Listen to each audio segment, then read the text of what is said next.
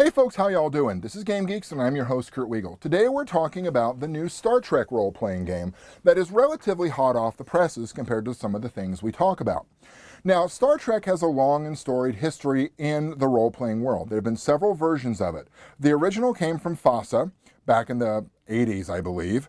Then Last Unicorn Games got their hands on it and made a version. Decipher made a version as well, and this current one is from Modiphius.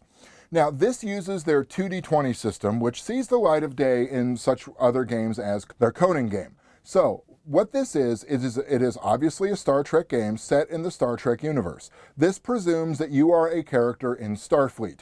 I know some of you are probably rolling your eyes and thinking, well, what else is there? But in the Deep Space Nine book by Last Unicorn Games, it gave you the option to play non-Federation characters. But in this one, you are in the Federation, you're a member of Starfleet.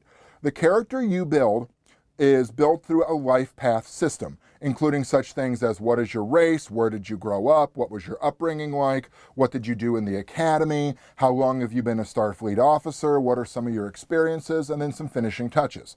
The races you have to choose from are kind of what you would expect. You've got Andorians, Bajorans, Betazoids, Danubians, humans, Tellarites, Trill, and Vulcans. All right. Some of you are already complaining, what do you mean I can't play a Klingon? You can play a Klingon in Starfleet because some of the other races it gives you the option to play include Klingons, Romulans, Ferengi, Cardassians, Jem'Hadar, and Borg. Yes, if you want to, you can play your own number Borg in a cat suit with some applications on your face. The game itself is attribute plus skill, although in this game the skills are called disciplines and they're very broadly divided. The attributes are control, daring. Now these are a little bit different. Control is how precise you can be with things. Daring is how brave and sort of out there. Fitness, which is your physicality and health. Insight, sort of your perception. Presence, your charisma and ability to speak. And reason, which is your intelligence. Each of the races gets a +1 to 3 of those attributes, varied up according to what race you are. Humans get a +3 to any 3 you choose. The disciplines you have are again based on Starfleet positions. They are command, con, security, engineering, science, and medicine. And with each one of those, you can have focuses. You can have your focuses, foci, however you want to say it, and I know there's one of you I irritate every time I say it. You have those which are specific subdisciplines, such as xenotectonics. Okay. I think hand phaser would be a lot more useful than xenotectonics, but what the hell? This is Star Trek, and people have random abilities all the time. For instance, in the current Star Trek Discovery, the protagonist has both a science and command background as well as quantum mechanics. All right. Now, with some of that background, you can choose to be raised on another race's homeworld. So you can be a human that was raised on Vulcan or an Andorian that was raised on Kronos if you really want to. And with the sort of how you grew up, the environment, you can either attribute to it or rebel against it, which gives you different bonuses depending on which one you had. Once you hit Starfleet, you can sort of pick, there's 3 broad categories which you choose from. You've got the command track, which also includes the con. You've got the operations track, which includes such worthies as engineering and security. And finally, the sciences track, which is, well, science, and medicine is also contained in there. You get bonuses, you get foci, you get all kinds of stuff. Another thing you have are values. These are short statements that sort of describe how your character feels about things. Things such as, there is no unknown, only the not discovered. I threw up a rule book and wrote my own. Stuff like that. These allow you to access certain special abilities you have, sort of like aspects in Fate. The engine itself is pretty slick. It is add together the attribute plus discipline that you're using, roll 2d20. Every time you get under that sum of attribute and discipline, you get a success. If you have a foci in that particular thing you're trying to do, each success counts as 2. There it is. The difficulty of a task is based on how many successes you have to get. Obviously, there's devils in the details, but it's there. Starship design is also pretty slick. You have a variety of starships to choose from. And then there are also add-ons you can have based on the mission in question. If you're on a deep space science mission, you get better sensors, better reading equipment. If you know you're going into combat, you get better phasers and photon or quantum torpedoes, for example. There are 3 eras in which you can play.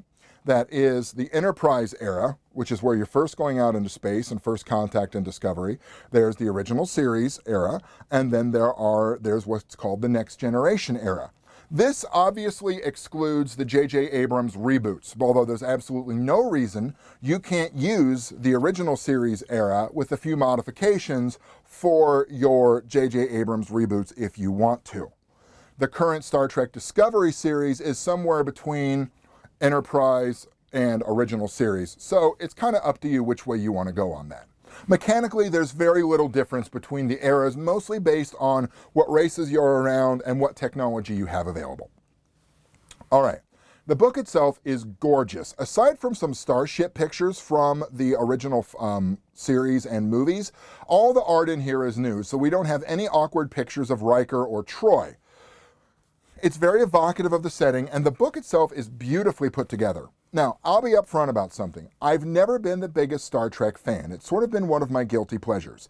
For a long time, I would watch it because it was the only game on the block.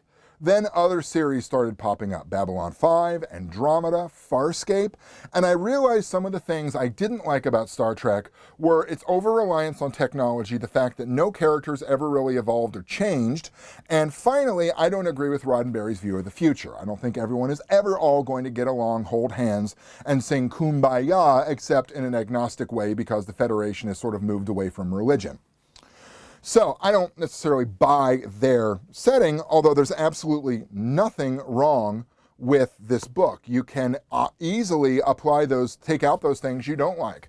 For instance, one of the things I thought was great about Deep Space Nine was it brought in war. You had the Jem'Hadar War. You had the Cardassians always pissing people off. And then you had the Klingons at one point, which had their own uprising. Should you get this book? Obviously, if you like Star Trek, yes. If you're interested in the Star Trek universe, but you don't want to play Federation, I would either hold out until there's a supplement that allows you to do that. I have no evidence that that is coming. That's just my guess. Or you can modify the rules themselves a little bit and do that if you want to. There's no reason you couldn't have a former Starfleet officer like Tom Paris running around. I really like it. I've sat down, I've made a whole bunch of characters using the generation system. The life path system works. It's straightforward. It's clean. It doesn't let you break a character.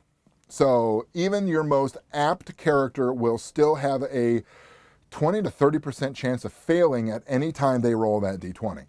So it holds up really nicely. The other thing I like is it doesn't necessarily give you stats for the canon characters. You don't have anything for Spock, Picard, Tom Paris, Seven of Nine. I'm trying to think of a good Odo. I'm trying to think of a good DS9 character there. So I like it a lot, honestly. It's a really cool game. I recommend you go and take a look at it if you want a new sci-fi game, if you like Star Trek, or you're just interested in playing around in that universe. Have a good time gaming, y'all.